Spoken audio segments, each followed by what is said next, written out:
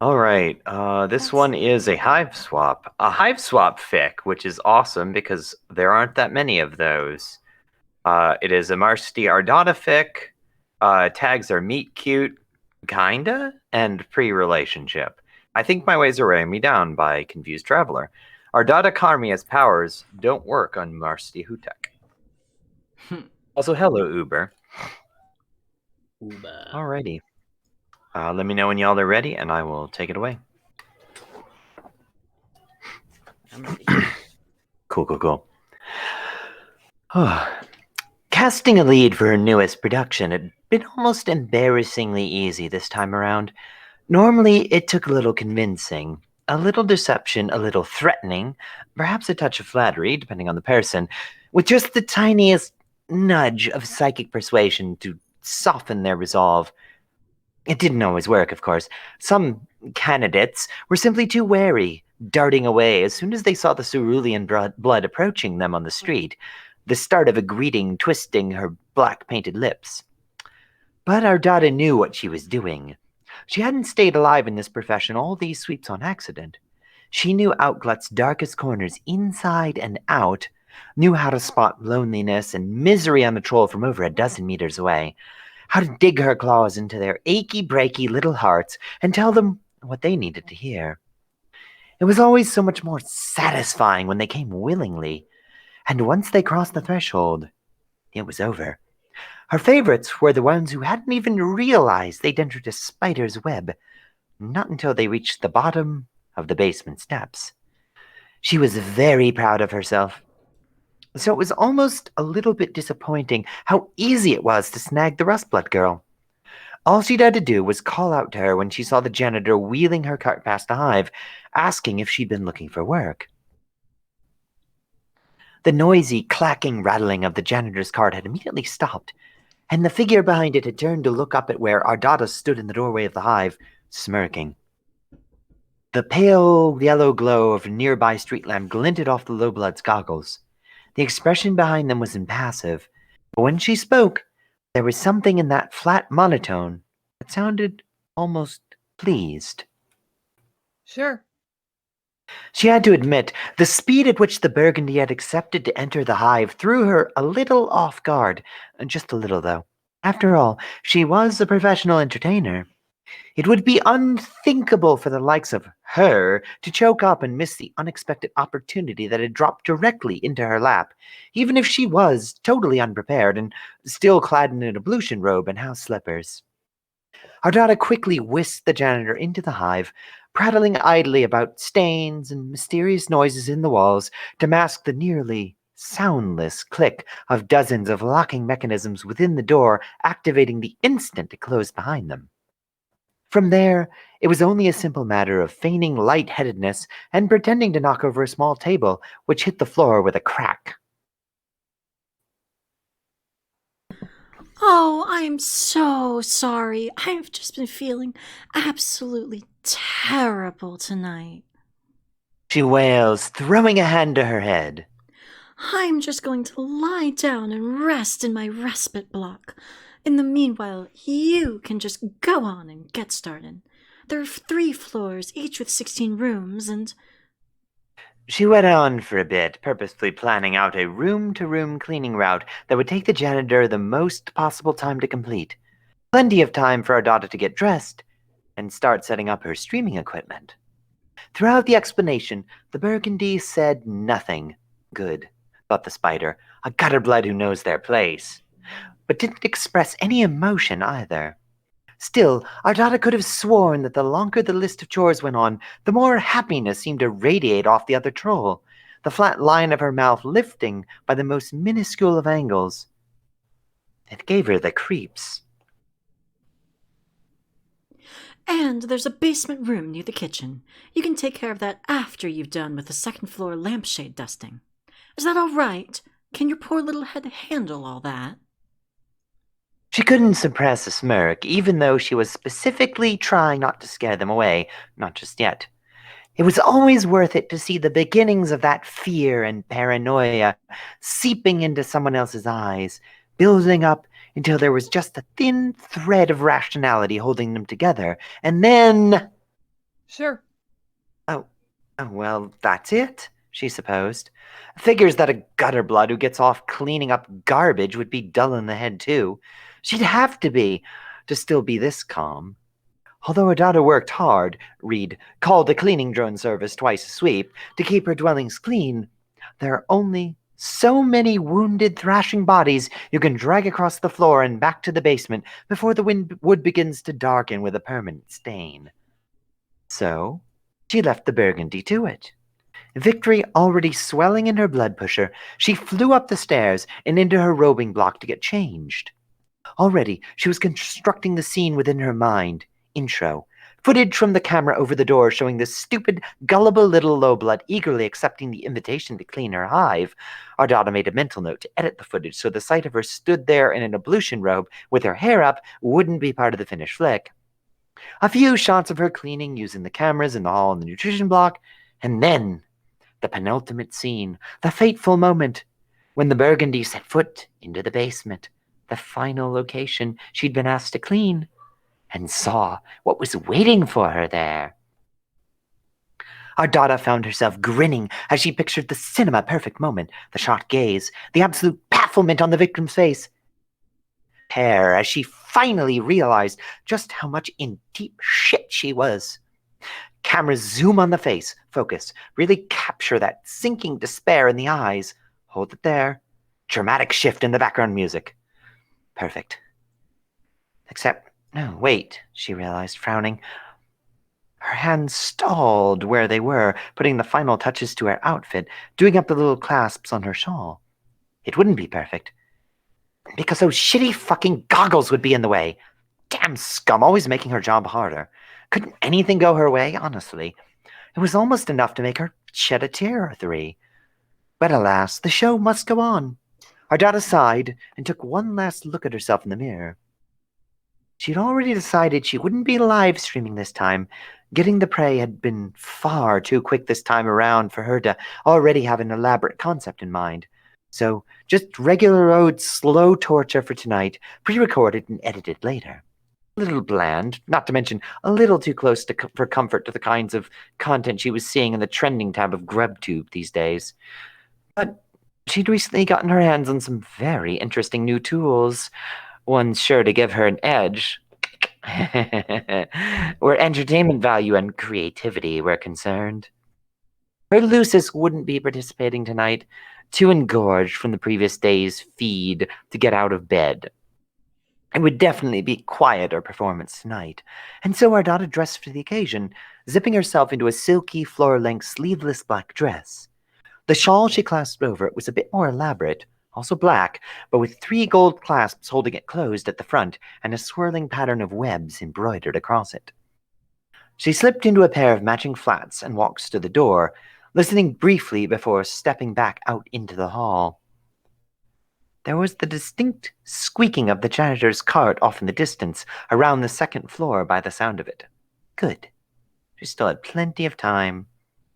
The cerulean blood scuttled gracefully down to the ground floor of her hive and made a beeline for the basement. She spent a good 20 or so minutes setting up, most of which was the exasperating ordeal of trying to find batteries for the electricity-powered tools. They always ran out so fast, and it didn't help that most of the new stuff she bought online were battery-powered. Besides that, the rest of the preparation was fairly easy. Making sure the straps on the table weren't too worn down, adjusting the lighting, polishing the camera lens, sweeping up some bone fragments, and so on and so forth. Ardata had to admit, she wasn't really looking too forward to this. Stuff like this, modest little snuff flicks, just to keep the bills paid, never really did it for her. What she liked was a spectacle. The most she'd probably be getting out of the burgundy still puttering around upstairs was a couple thousand views. Maybe more. Speaking of whom, the faint squeaking of wheels from above her told her it was almost time. Quickly, Ardata switched off all the lights in the dungeon except for the bright light directly above the table to which her victim would be strapped, so that it would be the first thing the janitor saw upon entering the basement. She fretted for a moment as to where she should stand, ultimately picking a spot in the shadows behind the head of the table. She took a deep breath, tugged her face into a well-practiced smirk, and slipped one hand into the pocket of her dress to press a button on the small remote control there to start the cameras. Action. For a few moments or so, she waited. There was a faint shuffling from somewhere above, and then a series of incredibly loud clack thunks, one after the other, exactly like the wheels of a cleaning cart being dragged unceremoniously down a flight of stairs. Ardata's smirk cracked momentarily into a scowl. She'd have to take extra time to edit that out later. For what seemed like a very convenient catch, this video was beginning to feel like a long series of inconveniences. But if the rest could just go smoothly, well, she could have filming wrapped up in a couple of hours and still have plenty of time left to relax. The basement door opened. In stepped the janitor, looking about the same as she had first had upon entering the hive. From her hidden position, the cerulean watched as the burgundy walked in, looked around the darkened room. Yes, good. Be confused by the ambiguity. Looking at the illuminated table with its straps and the little buckles gleaming wickedly in the spotlight. Perfect. All right. Just drink it in for a moment. Realize something's wrong here. Then looking up. It was then that Ardata stepped forward, standing just within the glowing halo of the spotlight, so that the light cast eerie shadows across her face and glittered on her exposed fangs. Hello, Said the spider to the fly, smiling, oh, so graciously. No reaction. The corner of Ardata's mouth twitched. This low blood must be one of the really dull-witted ones to not know she's in danger by now. She continued without missing a beat. I must admit, I'm a little impressed with the speed which you worked today. You've done some excellent work today for a rust blood. Ardata placed a hand on the surface of the table, smoothing over its surface, and lifted the other to the low blood, cooking one elegant, black-painted nail in a come-hither motion. You must be so tired, aren't you, you weak little thing? Why don't you come and take a rest? With those final words, the cerulean blood's tone changed, an intoxicating, sickly sweet venom dripping through each and every syllable as a wave of psychic force is launched directly at the other troll, a wall of overwhelming force crooning, "Sleep, sleep, my darling. Safe here. You're all right." Ardata felt it make contact, smiled in knowing satisfaction, and turned to get her tools. I'm fine. The words were flat and monotone in their inflection, and yet they slammed into Ardata with the force of a train. She froze, hands stalled in the air where she was, reaching for the handle attached to a small cart in which the torture tools rested. Her brows furrowed in disbelief. She turned on her heel, expecting to see the low-blood peasant already laying on the table, blank-eyed and obedient. What she saw instead was the peasant in the exact same place as she had been, dunking her mop briskly into the tank of cleaning chemicals at the back of her cart. What? She could not process at all what had happened. Hadn't she... Was she imagining things now? Had she been so absent-minded about the whole thing that she'd only thought she had activated her psychic abilities? Or perhaps so scatterbrained that her focus had slipped and failed to envelop the other troll's mind completely? An uncomfortable warmth crept up her neck.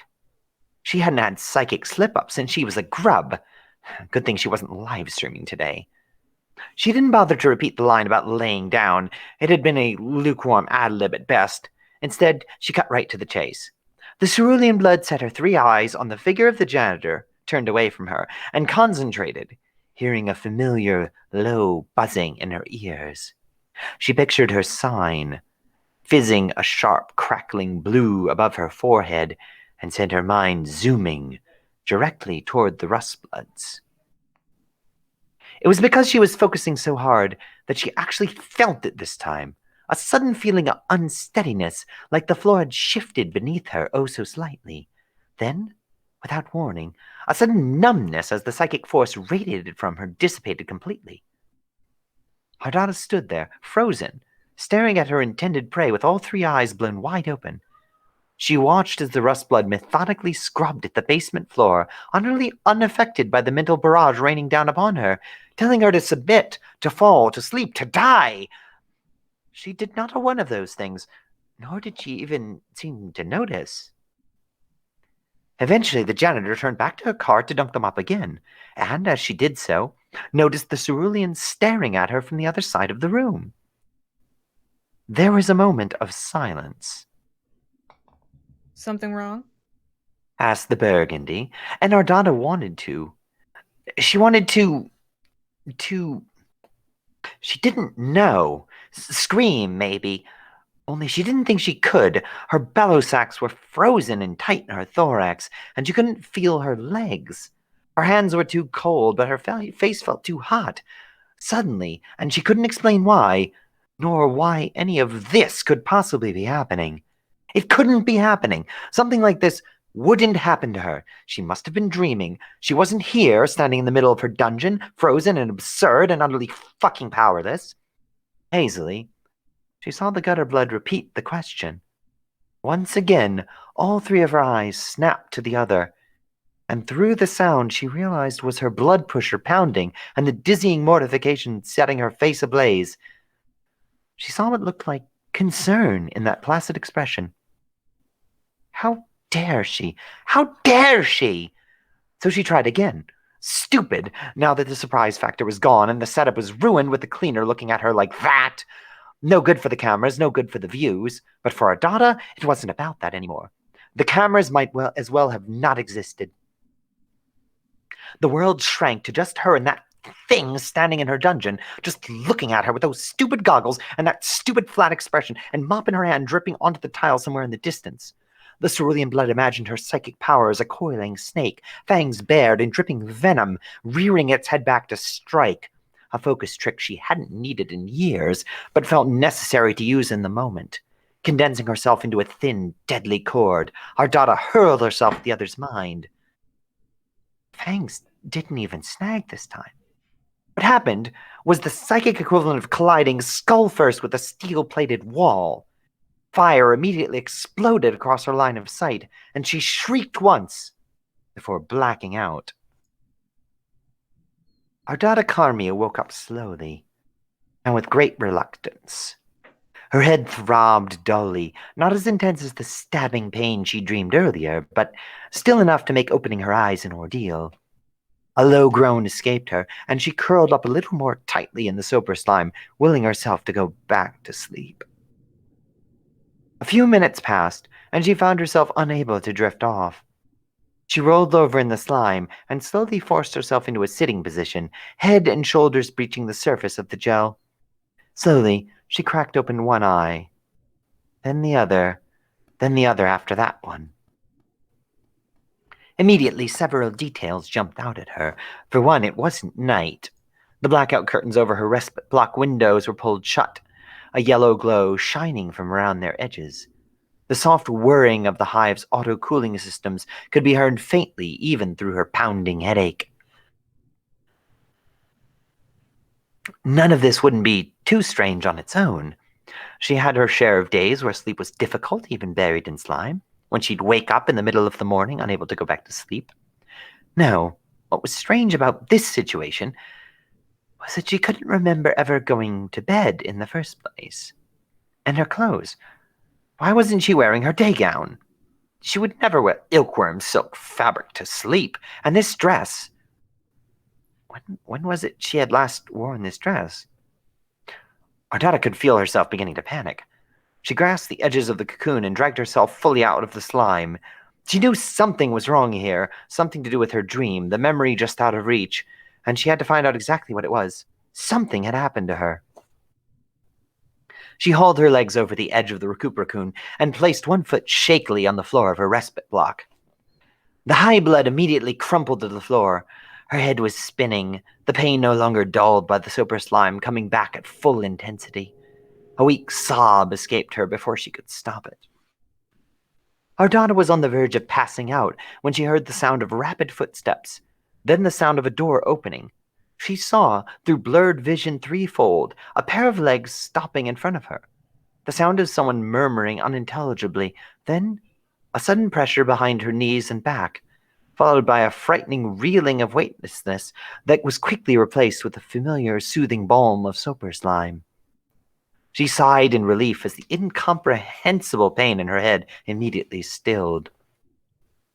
She looked up and was immediately met with the gaze of a stranger.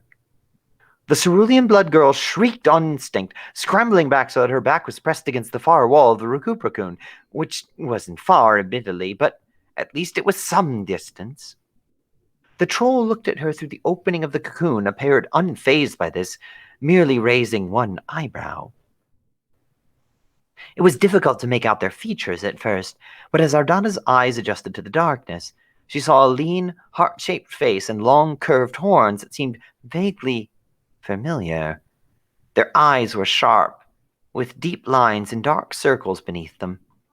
On their forehead rested a pair of goggles, with red, circular glass lenses. You! Ardata screamed, pointing an accusatory finger at the other troll. The janitor, because that was who it was, of course, blinked a few times, but otherwise did not respond. You?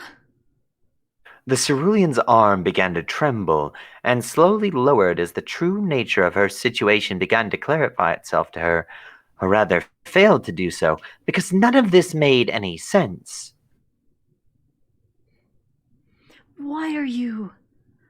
A what? The burgundy waited patiently for her to trail off before speaking, tone blunt and matter-of-fact. You shouldn't get up so soon. You collapsed from psychic fatigue some time ago. You'll need at least a few more hours in mind rejuvenation soper before you can start moving again. Now that she mentioned it, Ardata became aware of the fact that there was something different about the soper, the usual cloying sweetness replaced with something more subdued, with chemical undertones. Of course, that knowledge brought her no relief, only more confusion. None of this was right. Everything that happened in the dungeon didn't make sense. The events as they played out in her mind, her trying repeatedly to use her powers, the janitor, somehow perfectly unaffected, felt like a faraway dream, hazy and unreal. What was real was the situation she found herself in now, trapped in her Recupercoon, weak and defenseless beneath the cool gaze of her would-be victim. The conclusion seemed inevitable. You're going to kill me, aren't you? She spat, ignoring the wobble in her voice. A long silence. Ardata found herself unable or unwilling to meet the rustblood's eye, glaring ruefully down at the carpet until the other finally spoke. I should. Shouldn't I? It wasn't a question, and it wasn't an answer either. Just an observation of one who understood the situation as clearly as she did. The silence that fell over the two of them was heavy enough to sink an Imperial Orphaner's entire fleet. Marsti Hotek wondered how she got here. More specifically, she wondered it herself.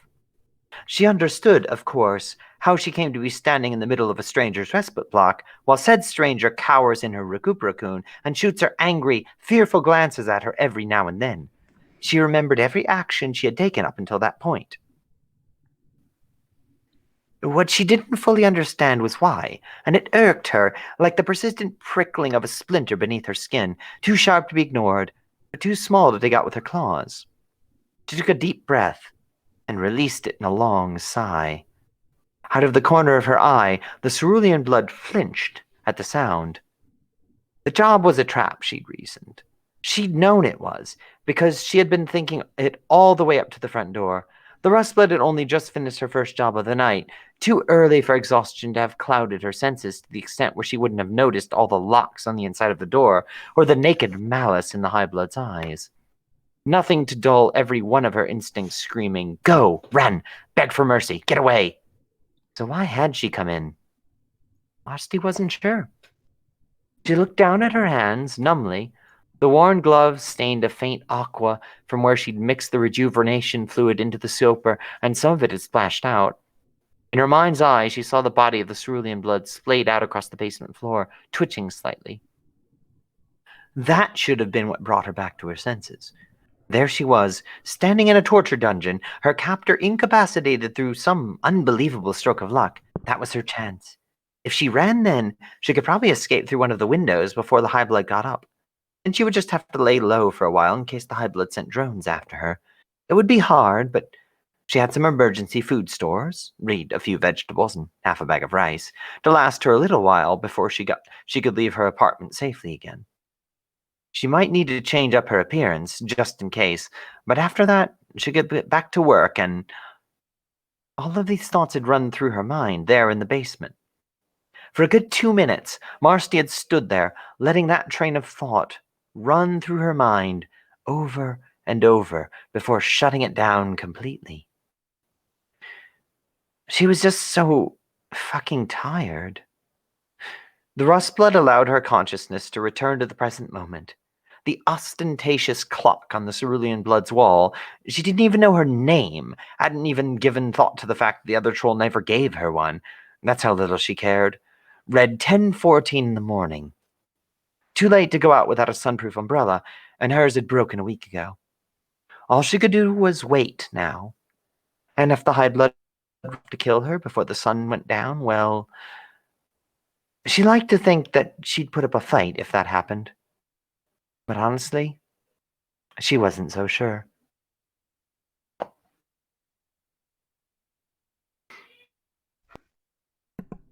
Damn.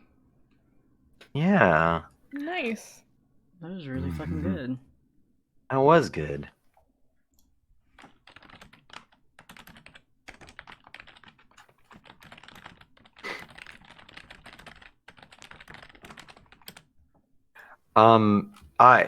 Tinkel puts that in chat, and I just checked.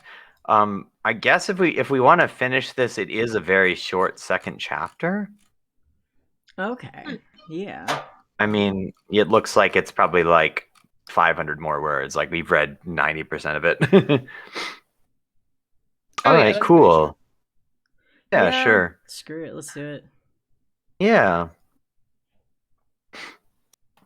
Ardata kept an eye on the low blood for as long as she could, waiting for any sign that she was going to kill her. In the very short time she'd known her, the other troll had proved almost impossible to read, and her actions thus far had been completely incomprehensible. You never knew what someone like that would do, the cerulean reasoned to herself, glaring at the rustblood's back from just above the slime. It got boring fairly quick, however. All the Burgundy did was stand around and sigh once or twice. What's more, even her sighs were hard to read, just a flat exhaltation of air. Ardata closed her eyes as her skull began to pound again and sunk a little deeper into the slime. She wasn't sleeping. She was just resting her eyes for a few minutes. Snapped awake, everything was still dark, which was both good and bad, since it meant she hadn't slept too long, but also that she couldn't see anything, as her eyes hadn't adjusted yet.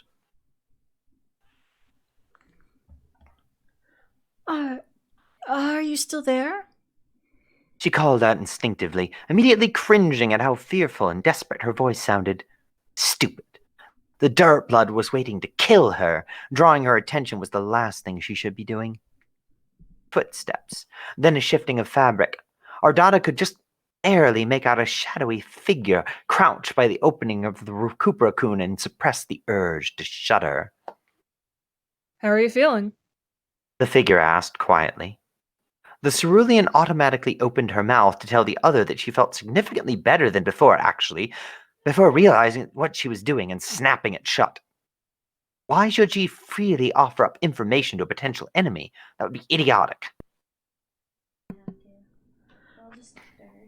Why are you still here? She snarled instead. At this point, her vision had adjusted enough that she could see the burgundy blood do that thing that involved blinking at her slowly with an absolutely flat expression and making her feel like an idiot. It's midday. I don't have any way to leave. Well, you. Why are you still in my respite block then? If you're not going to kill me. The last part came out a lot more beseeching in tone than Ardata would have liked. I wasn't. I was out in the hall, waiting, in case you needed something. The other troll faltered briefly, and like a shark looses scenting blood in the water, the cerulean blood homed in on it, sensing a tiny crack in that emotionless mask. With focus threefold, she studied the burgundy troll, spotting little details that hadn't been there before. For one, she was wearing a different pair of gloves than before, made of thick blue rubber. Her goggles were further back on her head, like they'd been shoved up hurriedly, and emanating from her was the faint smell of soap, almost as though... Have you been cleaning? Ardata shrieked in disbelief. What the fuck? You just finished everything earlier. Are you insane? Just wanted to make sure. The other troll mumbled, no longer meeting Ardata's gaze. The cerulean blood burst out laughing. She couldn't help it. This whole situation was already so absurd, and the mental image of the burgundy blood dejectedly re-cleaning the same sink for the third or fourth time to cope while she was sitting terrified in her recuperacoon was too funny and pathetic to bear.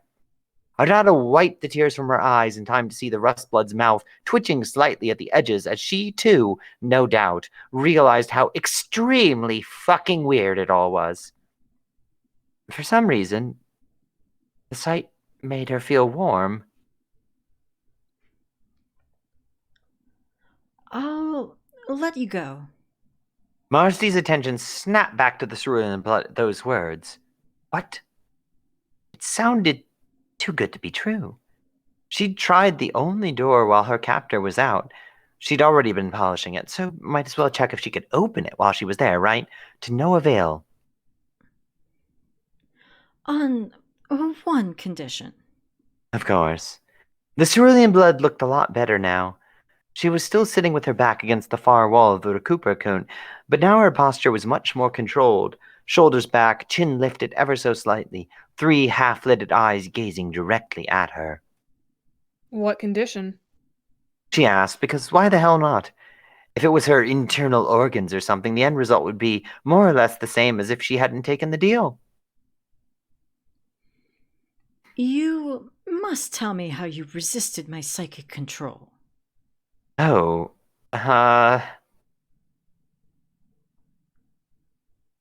Your what? The high blood remained composed for the most part, but her eyes narrowed and perfect eyebrows furrowed slightly. My psychic mind control powers, wretch. How did you resist them? Marsti sensed danger. Nonetheless, she answered honestly. Lying to save her skin felt useless at this point. I don't know. Rather than lash out, the high blood merely huffed and crossed her arms. Disappointing. Well, I suppose we can always try again once I've recovered. If that's all right with you. She added. Marsti blinked once. Slowly. Are you asking for my permission to let you lure me back here another time just so you can try and mind control me again? If it's not too much trouble? The cerulean blood batted her eyelashes at her, and Marsti suppressed the urge to laugh. Sure, why not? That was fun. That was sweet. That was sweet. Also, Uber, principally because I've read a lot of fic. I used to read my own stuff for like 3 hours at a time, so I've had a lot of practice.